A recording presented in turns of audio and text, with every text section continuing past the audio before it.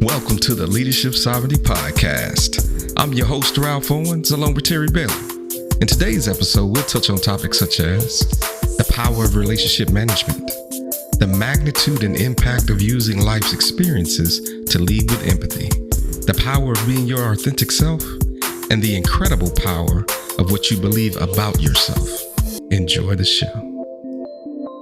So the three components that we have so far are self-awareness, which is internal, self-regulation, which is internal, social awareness, which is external, and the fourth one is relationship management, which is building and maintaining positive relationships through effective communication and empathy, right? So relationship management is everything because you're going to have that in every aspect of your life, both personal and professional. And I think the key word there is empathy, right? Because it's a lot easier to regulate your own emotions when you can try to see it from the other person's perspective. But I mean, what's your thought on that point, relationship management? Oh, Ralph, I love what you just said about that, right? So I've started another book. Really, I just started it this week, and it has been so good. I've had it for a little while. True North, and it's written by a guy, Bill George. He was the CEO of Medtronic. He was touted for just I forget it, but somewhere the company was losing money. I think when he left, man, it was like I want to say like a $8 billion company. I mean, Mm, he is touted as one of the gurus of CEOs, and so he started this book because or he wrote this book rather because during the 90s, late 80s, 90s, we had a lot of failure in leadership, right? And he identifies it all. We had failure in politics, right? We had failure in government, right? We had failures in churches, these big name guys, man. And what I love about this book and what he's tying it to is um and this totally ties back, Ralph, to our story about our shows about building your story, right? mm, As you're doing your reviews and things like that, right? What is your life story that kind of propels and drives you? And it was so encouraging to see that one of the aspects of what he says that helps people get on their true north mm, is their life experience, right? And so he tells a story about the CEO of Starbucks.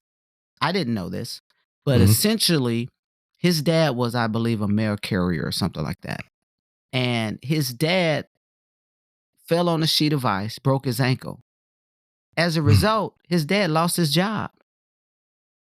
And as a result of that, they lost insurance. So he saw his family struggle through the medical bills and things like that that his dad had to suffer through after losing his job. Here's what's funny. He began Starbucks, right?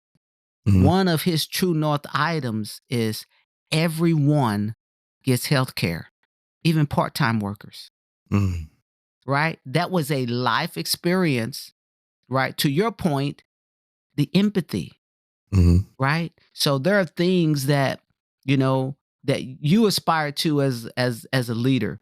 When you look at your core, and basically what he's saying is, what are your core tenets? What are the core things that are driving you, mm, right? mm, Now, mm. if those core things which are driving you only have to do with the outcomes associated with business, then more than likely we're going to have the examples of the leaders that have had these fallen situations, Right. right? Because all you can see ultimately, here's the benefit of the business winning.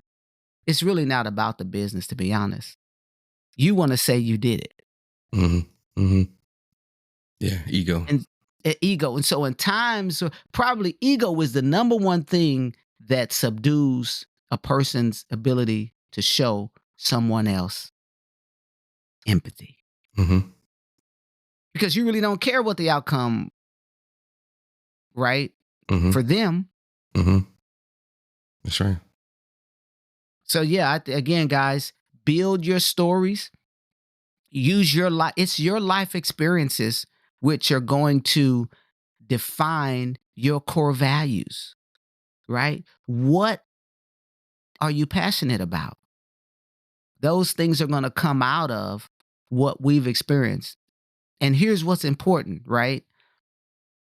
I believe that the CEO of Starbucks, I need to look up his name. I forget his name right now. But his company doing that challenged all other companies, Mm-hmm. right? He's impacting the world making a choice like that. Sure. Yeah. You see what I'm saying? So what is it that's your passion, your driver, right? What is it that quite honestly God has given you, right? And I think out of our life experiences really come our ability to show others, right? You know what? I understand. Mm-hmm. I got it. Doesn't mean you Mm-hmm. don't hold them accountable, Mm-hmm. but Right. how you execute on it, right? Mm-hmm. Yep, absolutely. So recapping the key components of emotional intelligence or self-awareness, which is internally being able to recognize your own emotions, strengths, weaknesses, and triggers. Self-regulation, to be able to manage your emotions effectively, especially in stressful situations. Social awareness, external, understanding the emotions, perspectives, and needs of others. And then relationship management, the management of those relationships, again, external, building and maintaining positive relationships through effective communication and empathy. Okay, moving on to the next point, the importance of emotional intelligence in professional and personal life. So, some of the benefits that you'll get by applying EQ in your personal life is improved relationships, right? Because you better understand and manage the emotions that lead to stronger connections with others. You wanna touch on that too? Yeah, here's the deal, right? Relationship is at the center of everything, right? It's at the center of everything. And, if we can go into a scenario and be our true, authentic selves, right? Mm-hmm. Our true, authentic selves are really based in our belief systems, right? Mm-hmm. And so, in these professional environments and our personal environments, the beauty of it is we're constantly working on it, right? Because Mm-hmm. those your core values are going to be challenged. You're going to be put in situations, um, you know, you're going to be put in situations that are going to challenge them. Mm-hmm.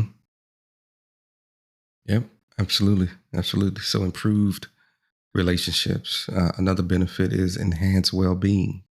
So emotional intelligence will help you manage stress, anxiety, and even depression better, right? So when you are aware of your own triggers and strengths and weaknesses, and you learn how to manage or regulate those, it's going to give you a sense of enhanced well-being, throughout your own stress and anxiety.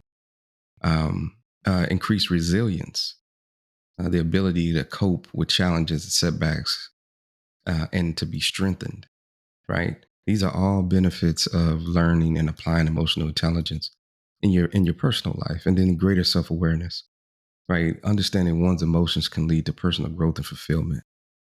When you really understand yourself, I think I'm trying to remember how this quote goes, but it says the ultimate goal of life is the management of oneself, right? Being able to understand your weaknesses and your strengths, and then maximize your relationships based on how you come across to others. Any thoughts on that, too? Ralph, I have a huge thought on that. So I want to read a couple things out of the book. So basically, man, you lead me right into it.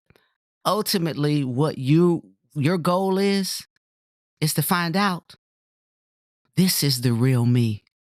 Hmm. Yeah.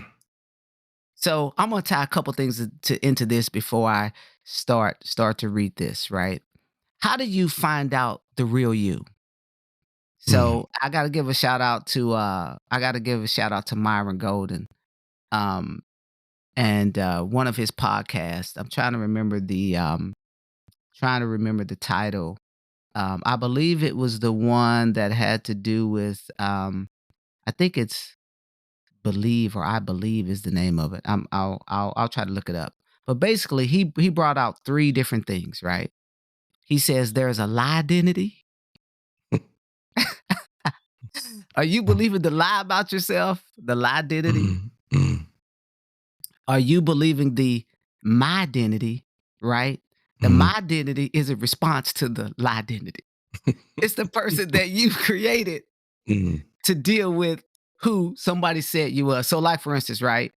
And I'm gonna just kind of speak to this. So, I was talking to Terrence, and I'm always, and I'm gonna be transparent here. He wrote me a letter a couple of weeks back, and I read it. He's like, "Dad, I love the time that we spend together, although you don't talk a lot." So what he meant by that is I'm generally always I found the fact that I'm literally mainly coaching whenever I'm talking with my kids. Hey, how you doing this? What's going on here? Okay, here's mm, some anecdotal. Here's a way to do this. mm, Where um, you know, my wife's totally different. She's mm, super conversational. mm, Hey, how was it today?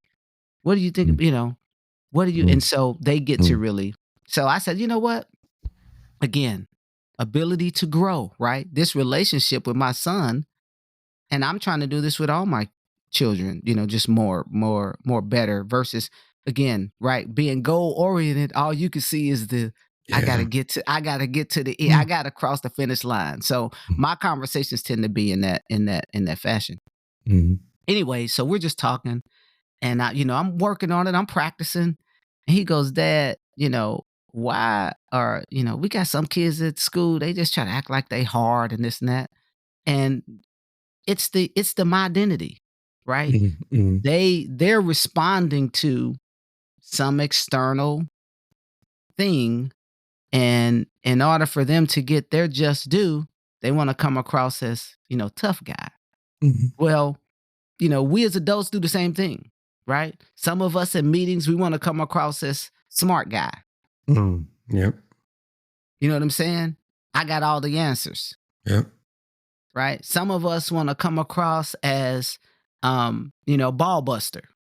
Mm, I'm hard, mhm, you know, mhm, I'm driving my team, mhm, right? So, but then what Myron talked about is, but who does God say you are? mm. It's good. Right. So there's a section in the book, Ralph, that talks about this is the real me. And I'm going to read this little paragraph. When you are aligned with who you are, you find coherence between your life and your leadership. As psychologist William James wrote a century ago, I have often thought that the best way to define a man's character is to seek out the particular mental and moral attitude in which he felt himself most deeply Mm, and intensely active and alive. At such moments, there is a voice inside which speaks and says, "This is the real me." mhm. It's powerful. You know what I'm saying? So what I tie into that is, when am I most doing what God has designed me to do? Mhm, mhm, mm, Right? How many times am I really operating in my God-given purpose? mhm, No matter where I am, right? If I'm at work, right? Now, granted, is work, this is a challenge. Is work all God created me to be? mm, So maybe I've never felt most alive, most mhm, active, where I found the real me. mhm, mhm. Maybe, So again, that's a challenge for us all. Thank you for listening to the Leadership Sovereignty Podcast. We hope that you not only enjoyed the content, but gained something to help you on your personal leadership journey. Feel free to reach out to us on X and Instagram under the handles Leadership Sovereignty. Until next time, stay safe, peace, and blessings.